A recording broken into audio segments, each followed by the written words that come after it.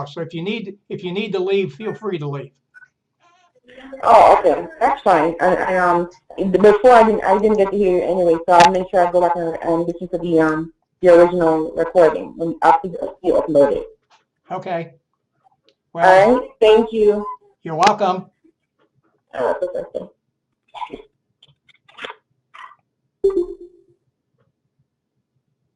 All right. Uh, I hate to inform you that I had some technical difficulties earlier. Uh, I wasn't being heard. Miss Bogle was here and said I wasn't being heard.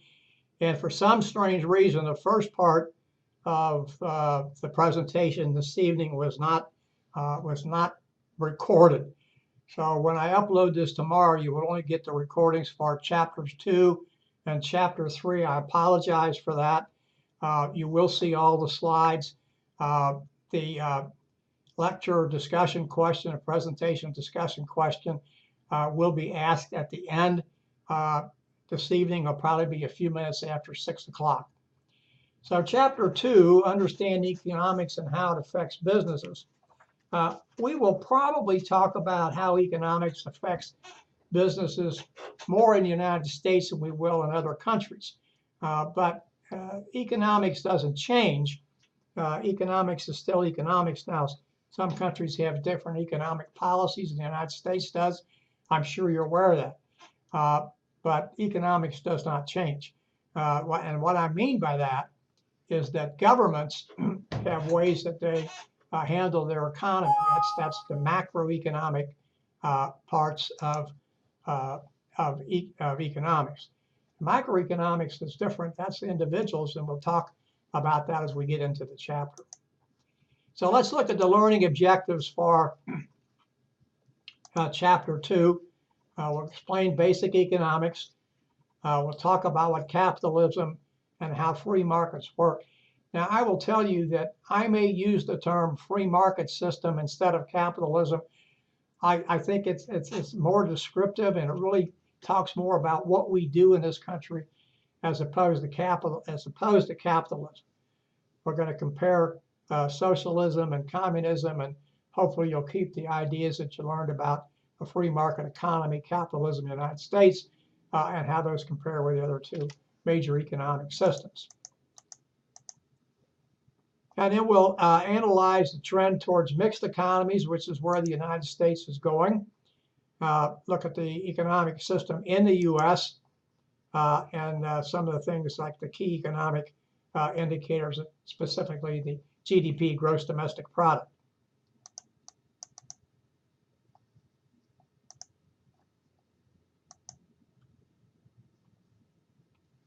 And then finally, I can't get this last to come down here. I apologize for that. The last learning objective.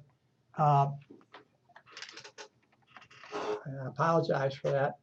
I'll give it to you here. Contrast fiscal policy, monetary policy, and explain how each one affects the economy. We're going to talk a little bit more about that and probably more in depth when we get to chapters 19 and 20.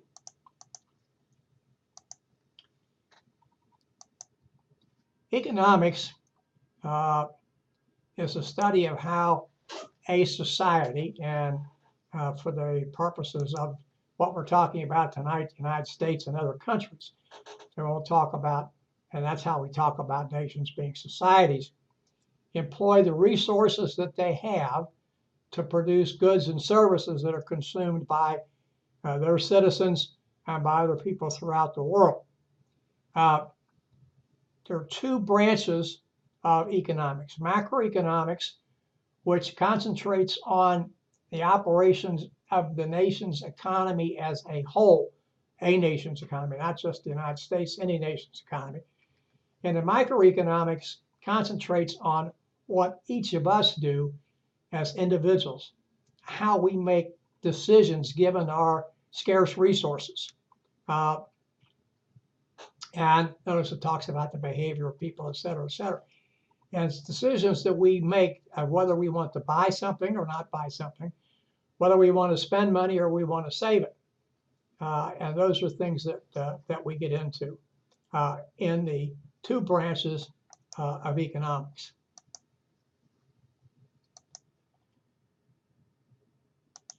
Now, this particular slide simply says that each country has resources.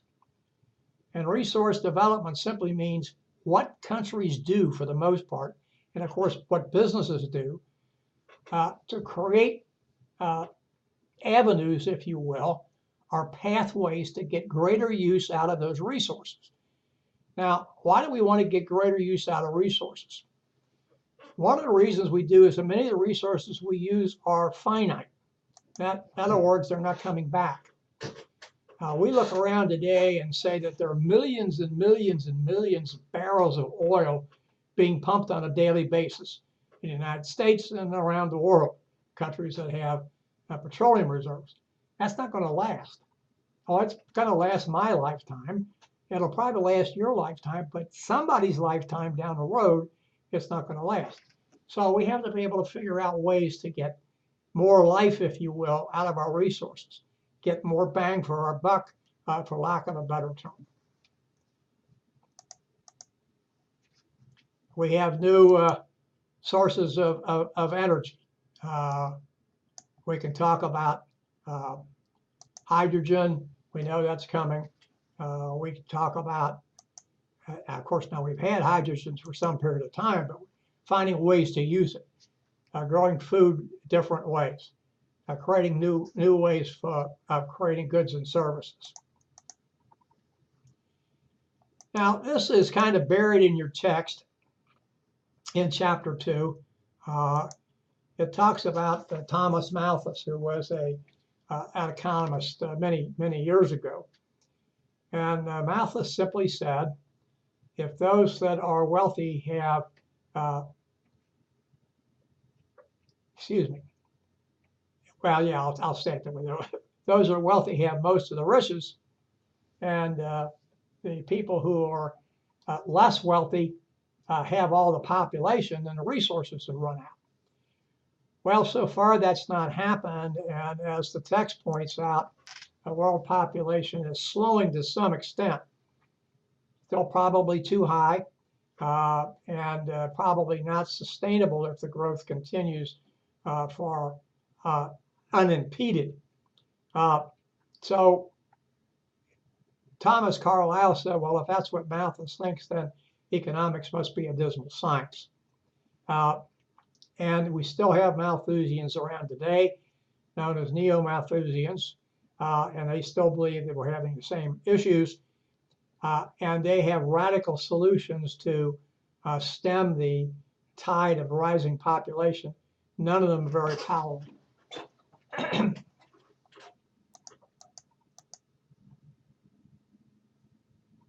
Now, notice what this particular slide says. Differently than Malthus, a lot of people feel that population, especially an educated population, can be a resource. And I think we could say that's probably true. Notice what, business owners provide growth, they provide job opportunities. And the way we're going today in the United States, because of technology, you have to have an education to be able to hold a job in the workplace.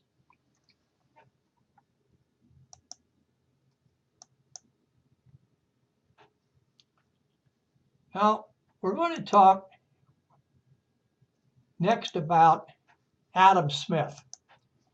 Adam Smith is known popularly as the author of the book called The Wealth of All Nations. That's not the exact title, but that's what most people call it, so we're going to leave it there. He believed that people had to be free, and that a free people led to survival. That is free to own property, free to do with your property whatever you want to be able to do with it, and free to open your own business and keep all the profit for yourself. He also believed that people will work hard to increase their profitability, and potentially the profitability of others.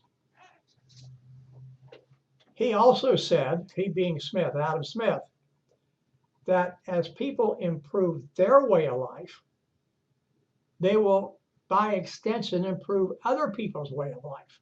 For instance, if a person starts a business and then he or she hires people to help produce, the business owner will make a profit, and he or she will be able to pay the workers, and they'll be able to earn additional income.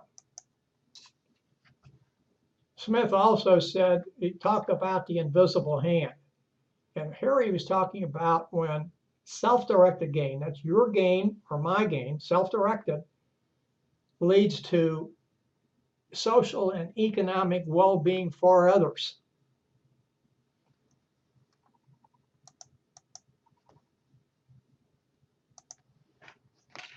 And this just gives you an idea here. It's kind of graphically displayed a little bit in your textbook about the farmer. He or she earns money by obviously growing crop and then selling the crops. To earn more, he or she, the farmer, has to do two things. Has to plant more, and then once the harvest is ready, or once the crop is ready for harvest, has to hire more people to increase the amount of produce that's harvested. Otherwise, some will be left in the field to go fallow. So as the farmer produces more, he or she produces more for the community, he or she hires more people, and that wealth is passed along.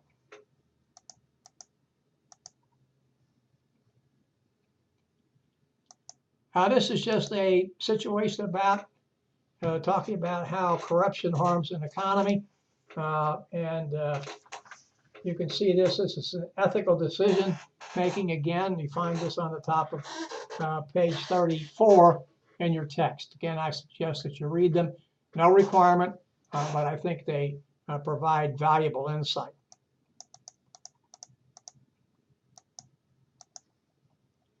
Now we're going to speak about the three major economic systems that we have in the world today, starting with capitalism. Of course, as you know, I mentioned before, I prefer to call it a free market economy. A little bit different, but it's the same thing. Notice that most of the businesses, land, factories, etc., are owned by individuals. They're not owned by the government or any other type of government. And they're in business to make a profit. Three countries here founded with capitalist foundations: United States, England, better known as the United Kingdom, which incorporates England, and then, of course, Australia. We do have some state capitalism. China is probably the biggest proponent of state capitalism. That's where it is the state, as opposed to private owners, that owns most of the businesses. Well, it doesn't say most here, but in China it appears to be that way. Or if the state doesn't run them, it has a lot to say about what's going on there. This says run some businesses, probably a little bit more than some.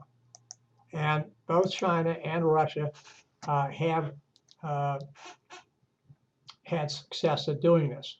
China probably more than Russia. Now these are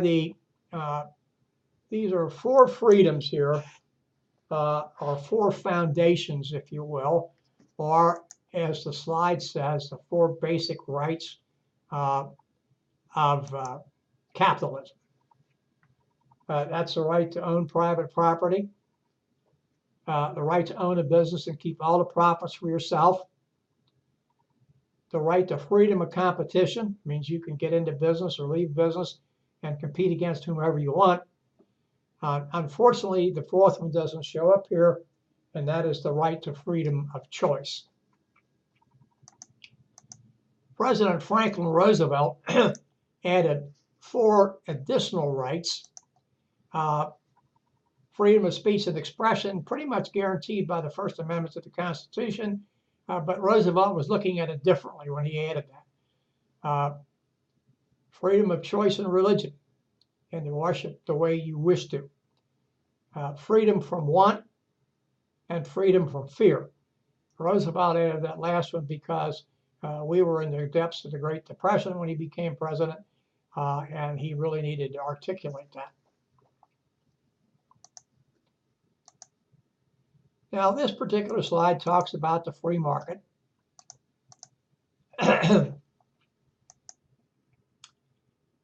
And in the free market, or in a free market, not necessarily the free market, in a free market, decisions about what to buy and sell are made by the seller and the buyer.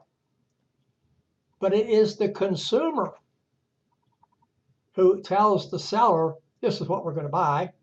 And not only that, this is the price we're going to pay. So the price, notice down here at the bottom, it says it tells companies how much of a product they should produce. That's true. And how much they're willing to sell at certain prices in a given period of time. But it's the consumer that really tells the business, this is what we're going to pay for your product.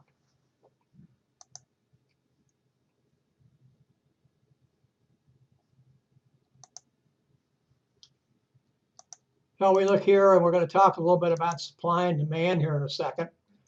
Notice that this is hypothetical. Somebody makes T-shirts and said he's going to sell them for 50 bucks, but not too many people buy it.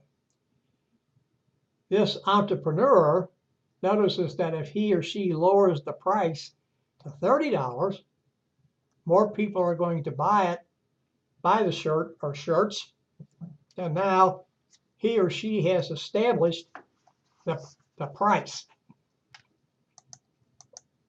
And we have 2 curves I want you to look at, and I don't like to spend a lot of time on these because they can be confusing. Supply. Notice here what this says, and this is very important to think about. The quantities of products businesses are willing to sell at different prices.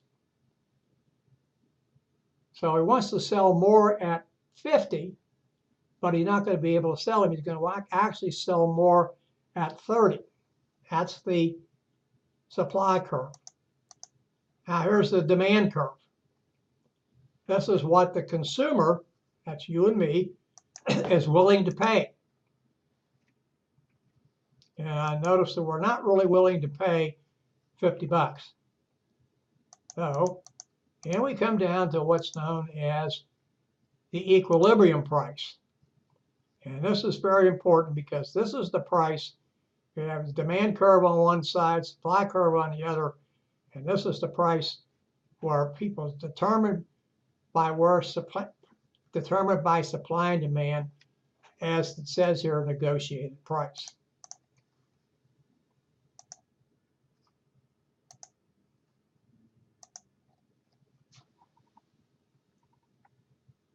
Now this is what happens. This was an infestation problem, and it caused the price of oranges to go up. Now you say to yourself, okay, that doesn't make much difference to me. I don't usually buy oranges. And in fact, most of the oranges produced in the United States or grown in the United States wind up as orange juice. So you may not have bought any oranges at that price, but a lot of people bought orange juice. I still do buy orange juice. And so the price of orange juice went up. Really not something a farmer can do about that because he or she has trouble controlling the pests. Now here are 4 degrees of competition. We're going to talk about them. Most of us don't think about them. We have perfect competition, which we're going to find out there isn't very much of. Monopolistic competition, oligopoly, and then monopoly.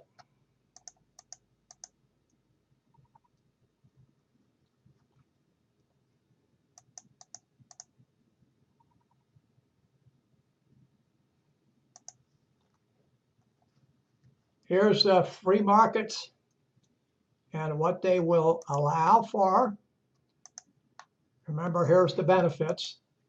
Very important to think about them. Compete with anybody you want. And it provides opportunities for people to work and earn an income so they can improve their standing in life. There are some downsides. This calls them limitations.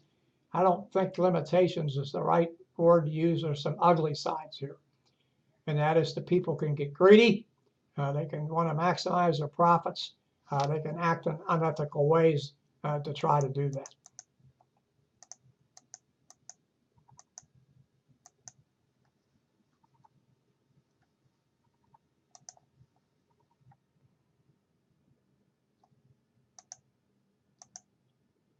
Governments, individual tax rates around the world, I'm not going to spend any time on that. This again, taxes, I'm not going to spend any time on that either. We talk now a little bit about socialism. That's an economic system that's based on the premise that some basic businesses should be owned by the government. Now, you know, we have basic business in the United States like utilities. Those are not owned by the government, but they're regulated by the government, usually state governments, sometimes municipal governments, sometimes county governments. They do have entrepreneurs, tend to run smaller businesses. Citizens are taxed highly because this system, socialism, produces a lot of benefits. And here are the benefits that they have. Things that are important: free health care, free child care, longer vacations, shorter work weeks, etc. Now, the authors say that there's some issues here with socialism, some known as brain drain. Many of the people in the companies, the inventors and entrepreneurs and innovators, will leave because there's no incentive to stay.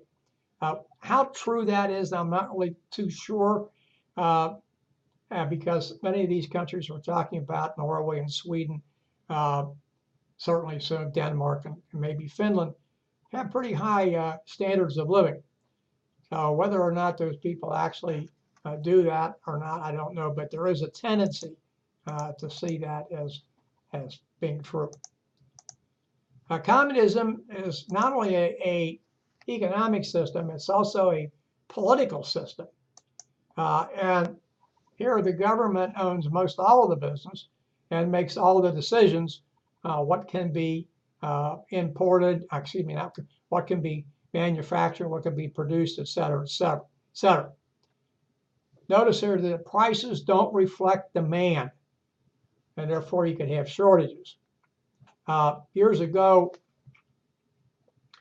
you would see pictures of people in Russia standing, when it was known part of the Soviet Union, standing in long bread lines and talking about the running, they didn't have enough bread.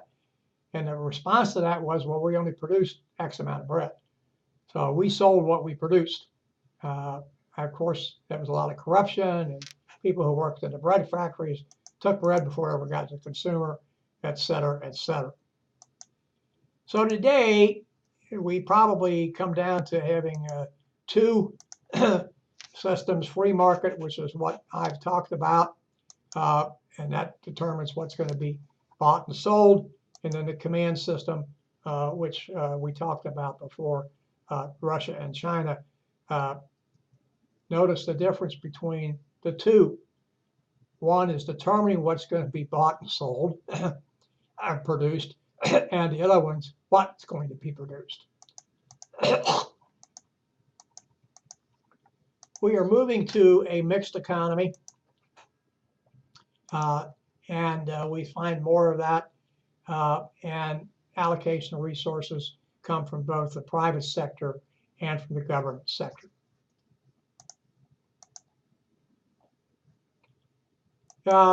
Yeah, this is probably true. We don't see too many communist countries left, although there are still vestiges of communism in many countries that were kind of, what you want to say, weaned away from them but people are still around, and they're still using communist principles. Maybe the economy is not quite as communistic as it had been, but certainly it's still doing some of that fashion. I'm not going to talk about economic expansion in Africa other than to say that the economies in Africa are growing exponentially. We have some things we pay attention to known as the gross domestic product.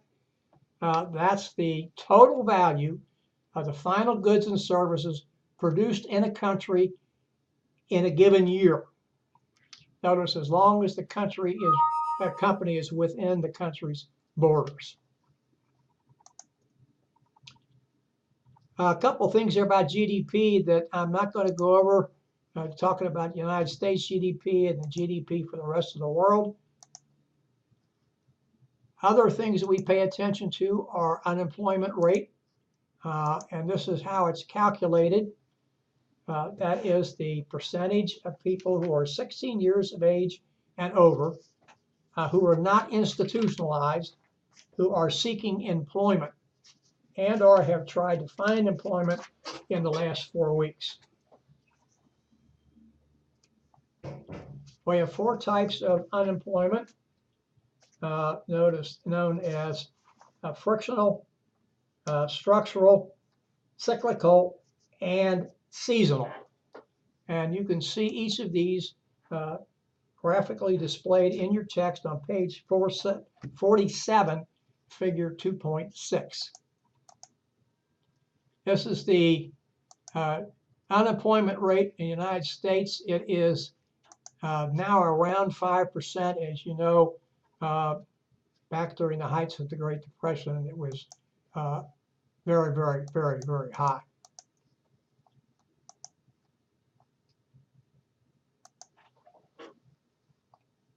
Best and worst cities in the United States for job search. We're not going to talk about that. Some things here that we need to think about. 3 terms that are interesting to you: inflation, disinflation, and deflation. Inflation is the general rise in the cost of goods over a period of time. Disinflation is when the inflationary increases are slowing. And deflation is when they're actually declining because there are too few dollars chasing too many goods, as the slide says. We're concerned about the consumer price index that talks about how the government parcels out some entitlements to people, cost of goods and services, housing, medical care, etc. See if they're going up or down.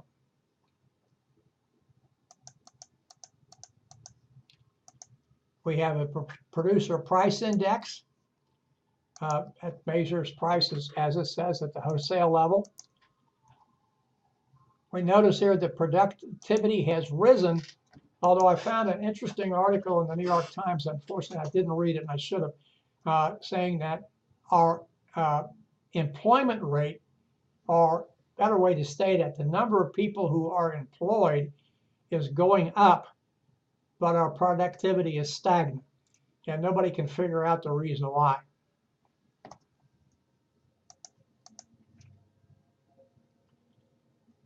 This is just talking about productivity in the service sector. These are the 4 business cycles that we have. Economic boom, we don't have to talk about what that is. Times are really good. Then we have a recession, 2 or more quarters of economic decline in the GDP, a depression, which is a severe recession, and then finally a recovery. Interestingly enough, the Great Depression was called depression because the economists and the government administration at that time felt that recession was too strong of a word. I'm not going to discuss fiscal policy here because we're going to talk about fiscal policy in one of the later chapters.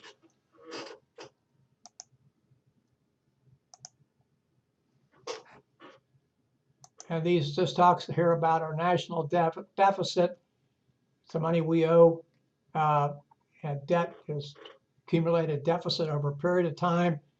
And then national surplus, obviously, well, we'd like to be taking more money than what we spent. Monetary policy, again, I'm not going to talk about that because we will talk about monetary policy when we get to chapters 19 and 20. So we've come to the end of chapter 2. We'll take a short break to 5:35. Give me a chance to catch my breath and come back and discuss chapter 3, doing business in the global markets.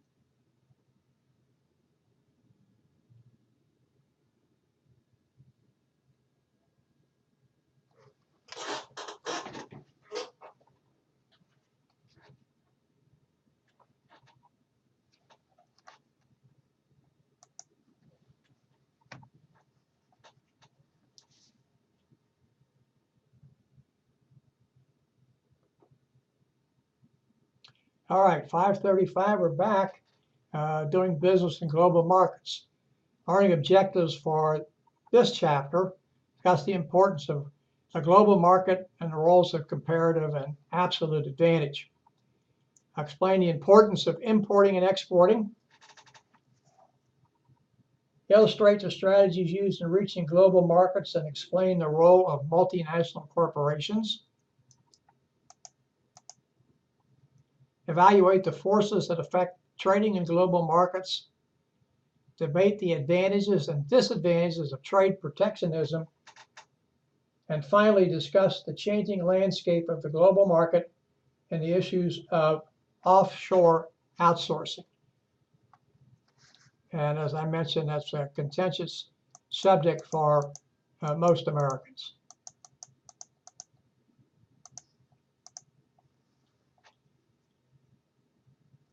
Notice what this slide says.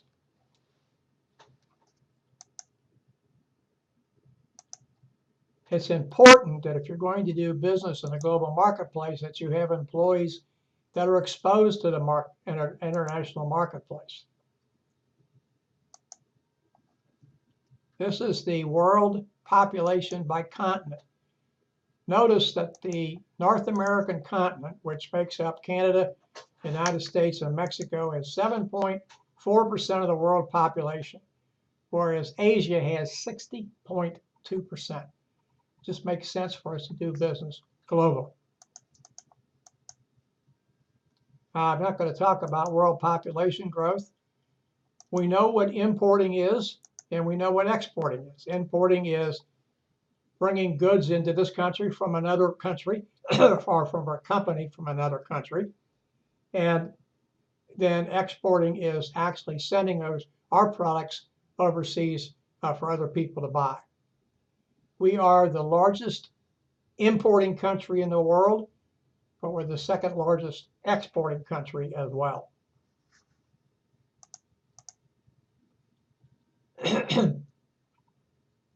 This is just a slide that talks about the best countries in which to do business, and I'm not going to spend any time with that.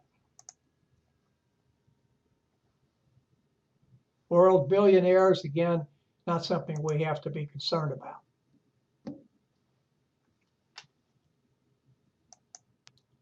What this talks about here is just simply showing that having a wealth of natural resources like Russia and Venezuela do does not necessarily lead to wealth.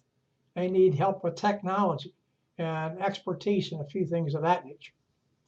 And global trade, if it's done properly and it's done fairly, which it isn't always, allows people to buy things from countries that their parent country doesn't do well, and to sell to those countries things that their country does well. These are the pros and cons of free trade. I'm not going to go over these with you. You can get these at the top of page 54 in your text, figure 3.2. And we can discuss these if you wish, but it's something that we need to pay attention to, because trade is not going to go away. We can no longer stick our heads in the sand and say we don't need to trade with anybody. There was a time when the United States didn't need to do that. It was self-sufficient. It could be self-sufficient today if it wanted to be, but it does not help matters. It doesn't help the consumer. You can say, well, I'd rather buy American-made goods, and I try to every chance I get. There's some countries I won't buy goods from to the best of my ability. But there's certain things that we don't have in this country, and we don't produce well in this country. And so we say, well, we don't need that. Well, that's just kind of saying, hey, thumbing our nose and everything. These are the two things we think about here. One's comparative advantage, the theory of comparative advantage, and the other is absolute advantage. Absolute advantage is simply when one country has a monopoly on a particular product. For a long period of time, South Africa had a monopoly on diamonds. It doesn't quite have that monopoly today as it did have, although the Southern African continent, part of the Southern African continent, does have a monopoly on diamonds, not a particular country. The theory of comparative advantage has been around for a long time, and a lot longer than what many of us think. And that simply says that a country should produce and sell what it can most efficiently, and what it cannot produce most efficiently, it should buy.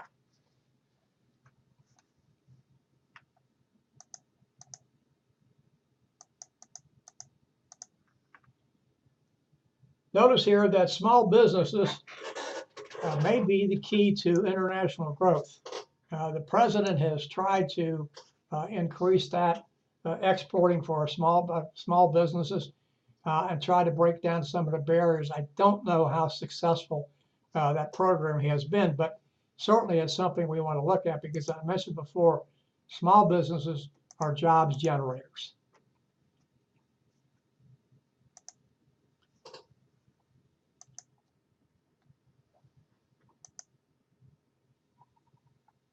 This is just talking about importing, bringing goods into the United States from other countries.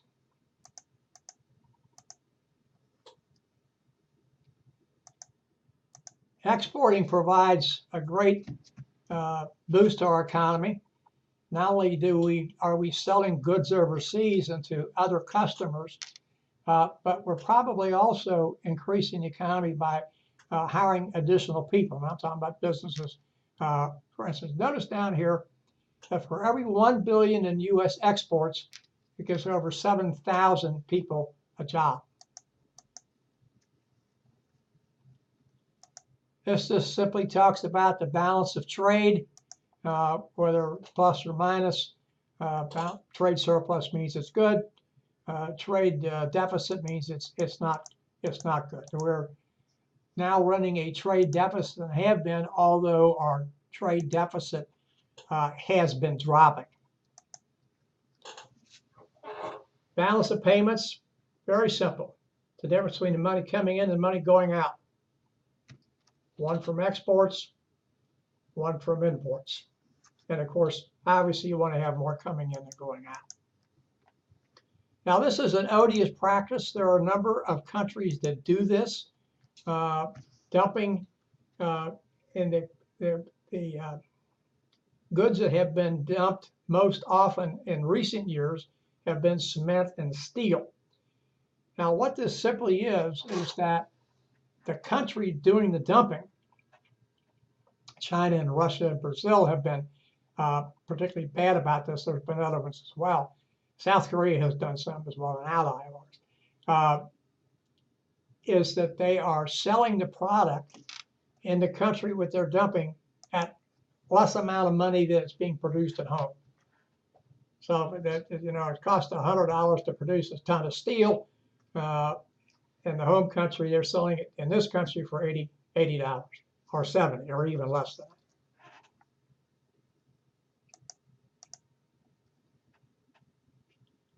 These are the largest trading, export trading countries. It says partners, but countries. We don't partner a whole lot with Russia. Now, these are ways to break into the international market, the global marketplace, whatever your term is. It comes from least amount of commitment and risk to the most amount of commitment and risk. Licensing, exporting, franchising, global contract manufacturing, joint ventures, and then foreign direct investment.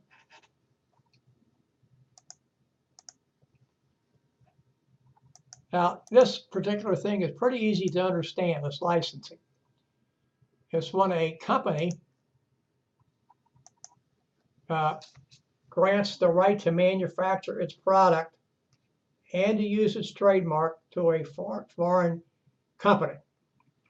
And of course, that company will pay the licensee, person that holds the license, a fee. Obviously, you're going to get more revenue than what you've gotten because you weren't selling it there before. But the downside of that is that a partner can figure out what you're doing and make product on his or her own and then break that contract. Export assistance centers help with this type of stuff. Now, I'm not going to talk about franchising because we're going to talk about franchising in Chapter 5 and talk more about that. And this is just a slide that says what Dunkin' Donuts has to do if it wants to sell donuts in Taiwan and what McDonald's does.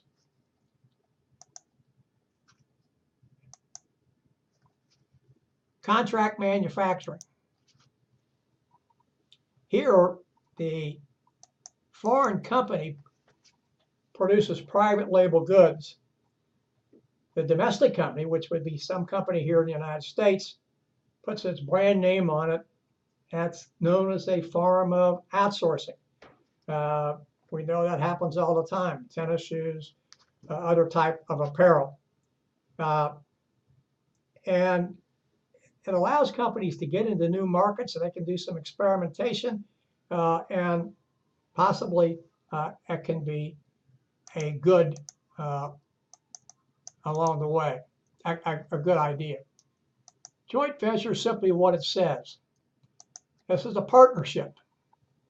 And the companies will join together to take on a project. We had a joint venture here in the United States in California between GM and Toyota, but it fell apart. And I can't tell you the reason why, but they're actually going to produce a different type of automobile. So you've got, they're sharing technology, sharing risk, etc., and they're sharing expertise as well. Would have been nice to see if that worked, but it didn't. Strategic alliance is, notice that this is a little bit different because it's a long-term partnership and helps companies build competitive advantages. Notice that different from the joint venture, they don't usually share risks and costs, etc.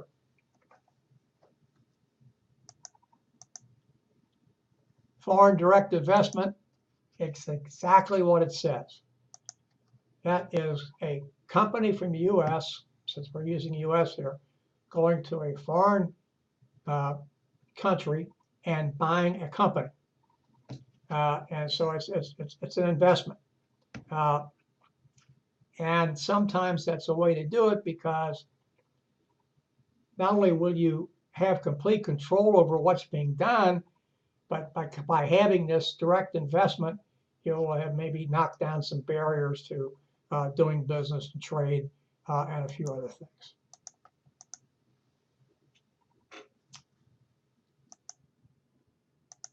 I like to leave this slide up because you can see the Toyota Camry, Japanese-made car, made in Kentucky and Indiana. 75% of the parts are American. Honda Accord in Ohio, as I mentioned earlier, 70%. Chevy Malibu, 66%. Made in Kansas and are produced in Kansas and Michigan. Multinational corporations, exactly what they say. Company notice here that manufactures and markets products in many different countries. Coca-Cola, Pepsi-Cola would probably fall into those areas. Here's some multinational corporations. Sovereign wealth funds, a little bit something different here, because that money is controlled by the government. And so those funds are at the whim of the government, whether they're released or not. Not so sure that that's really a good thing to do. Governments sometimes really, Americans have a little problem with that, because we're not used to government doing those kinds of things. These are the type of forces affecting global trade. There's your economic, sociocultural, says there, economic, financial, legal, and regulatory. These are issues we have to be concerned about.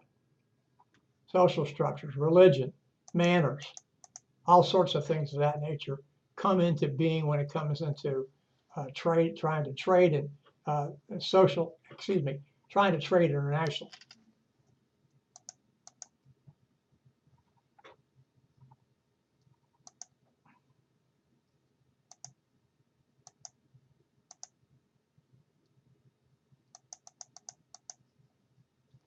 These are some travel abroad cultural differences, so I'm not going to speak about,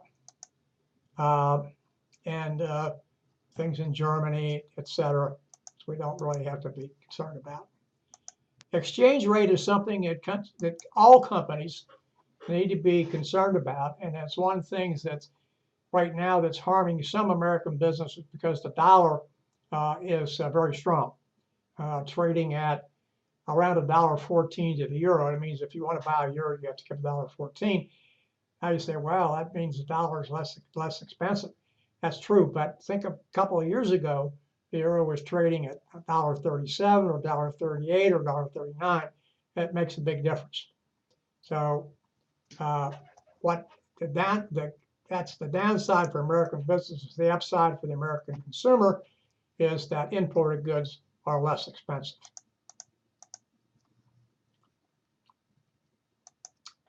Devaluation lowers the nation's currency relative to others, and that's not something that we consider doing, although it's something we have done in the past.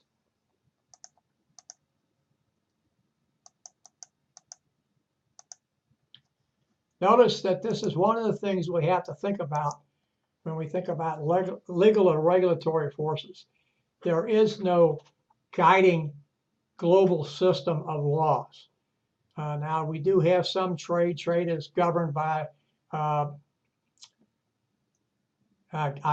just lost my train of thought, International Trade Association, but that's not right. But there is an arbitration when you have problems with trade. You go to these folks and they decide on the merits of a particular case. So we have to be cognizant of laws in other countries. And in many cases that really, not only laws, but customs. And what I mean by customs is what people do, how they continue to do things. And that causes us lots of different problems because of layers of bureaucracy that are slapped on United States companies trying to trade. We have to be concerned about the environment. And it's important to know that some environmental regulations in other countries, like in Europe, are more stringent than they are in the United States. On the other hand, some of ours are more stringent than theirs. That came about when we found out about the problems with the Volkswagen diesels, that we had much more stringent, I should say, pollution laws than Europeans did.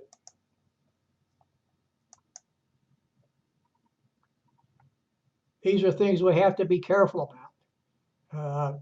We talked about that before. Trade protectionism. This is where countries simply go out of their way to try to back up the local producers. And they'll use things like tariffs and embargoes and things of that nature, which will, again, keep the domestic producer in business, but cost the consumer more money. Now, we're going to talk about these.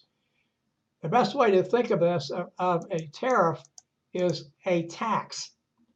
And here, countries are taxing imports to make them, as I said, more expensive and to prop up the local producers. Two kinds of tariffs: protective, that's just simply trying to change the retail price, and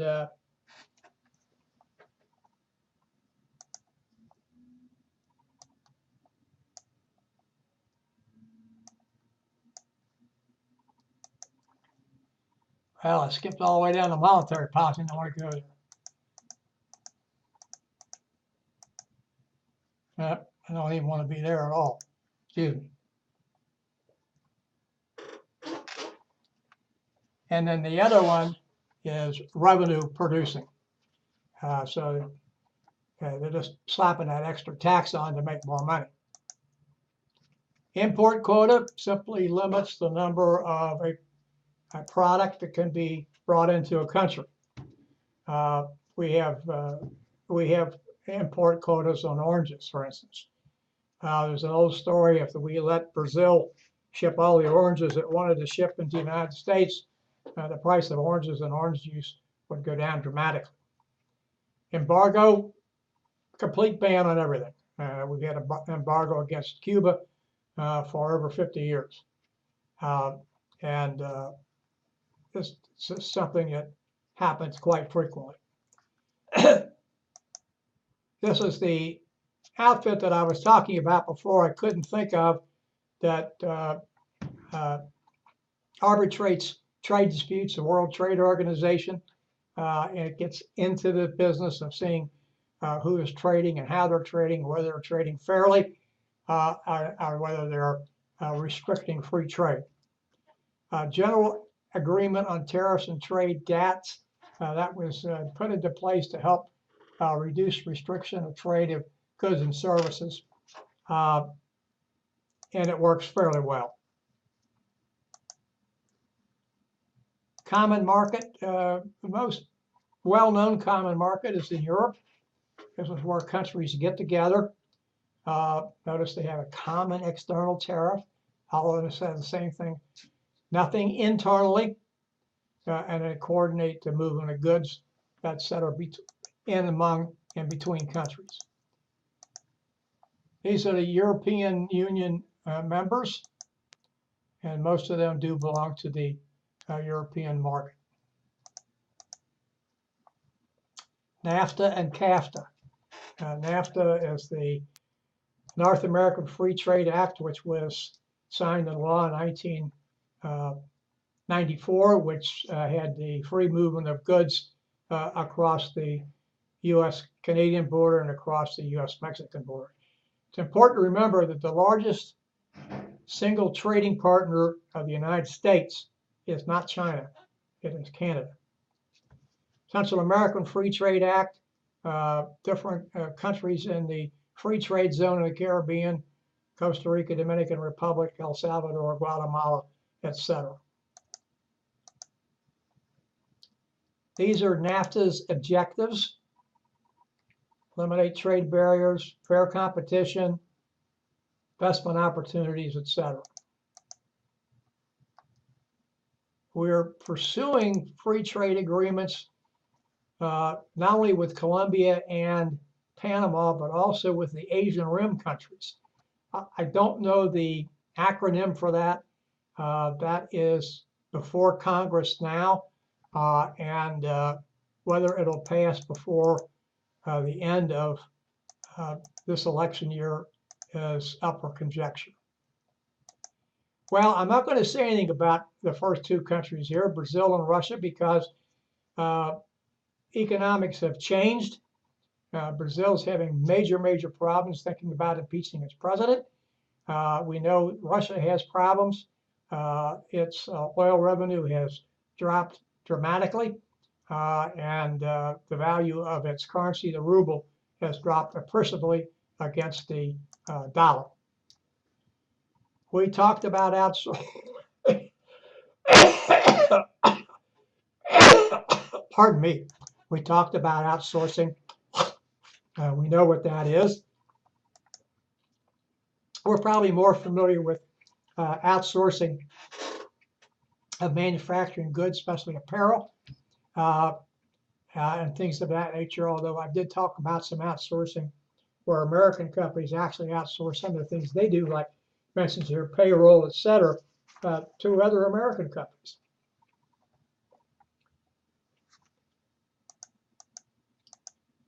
These are the pros and cons of outsourcing, which you can see at the top of page 84, figure 3.9. I suggest that you read those for yourself, think about them, see if you're affected by them, and whether they're good or bad. Of course, we know there are some things that are bad. Product quality may suffer. We know that people lose jobs. Of course, consumers get lower prices. And I always like to say something about that, and that is, you get what you pay for. If you insist upon buying things on the cheap, now, by the way, I'm not directing this at anybody. When I use the word you, that's a collective term, not at anybody. But I realize people have budgets that they have to be concerned about, et cetera. And I certainly understand that. I don't have children living at home, but I did have 4 children living at home at one time, 4 teenagers at one time. So I understand that. But if you are always thinking about buying on the cheap, that's what you're going to wind up with. You're going to wind up with cheap merchandise and things of that nature. Can't always afford to buy the better priced things, but you'll notice that when you do, and you can, those things will last longer and the craftsmanship is much better. So we have to think about what we're trying to do. Do we want to continue to save money, or do we actually want to have something that's going to last and be of greater value down the line? If you want to get into global market, global business, or business global, study a foreign language. Learn about foreign cultures and take courses that talk about global in the United States. And then, of course, you have to be careful when you travel overseas, outside the United States, continental United States, problems with medical issues, etc. And this is the last thing I'm not going to talk about here, just kind of a gee whiz type slide.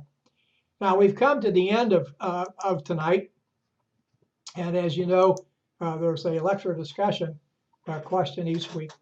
And the question this week is, what is the theory of comparative advantage and how does it compare against absolute advantage?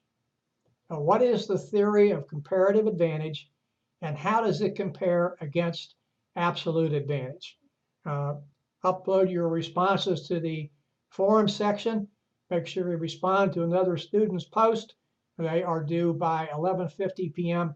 Eastern Daylight Time on this coming Thursday, which is May the 5th. Thank you for your attention and good night. And by the way, I do apologize for some of the technical issues. I'll try to have those worked out next week. Good night.